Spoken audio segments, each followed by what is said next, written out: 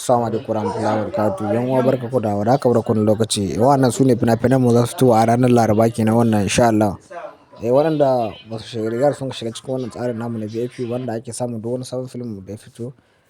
Ya kamata kenan su ɗauki lambar mu su yi mana magana ta WhatsApp ko kuma ta Telegram insha Allah. Kar ku manta ku yi mana subscribe da alamar ƙararrawa da zarar mun ɗora shirye-shiryen mu za ku gansu a kai insha Allah.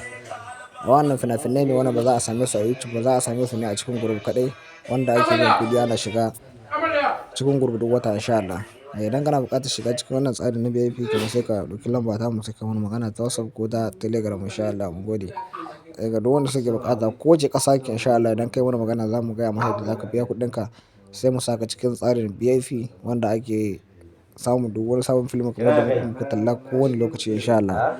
Idan kana buƙatar shiga cikin wannan tsarin na VIP kenan sai ka ɗauki lamba sai ka tuntuɓe mu insha Allah ta WhatsApp ko ta Telegram. Ta nan ne za ka iya samun duk wani sabon film da kake nema idan ka biya kuɗinka insha Allah. Ana mutane rajista ne a cikin group na VIP duk wata.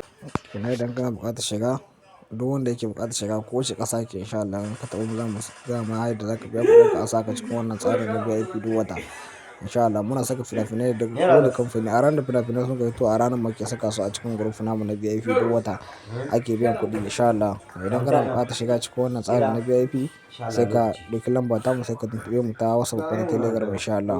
Mun gode. Duk wanda ke buƙata kenan sai ya taɓa mun gode insha Allah. Kar ku manta ku yi subscribe da alamar ƙararrawa.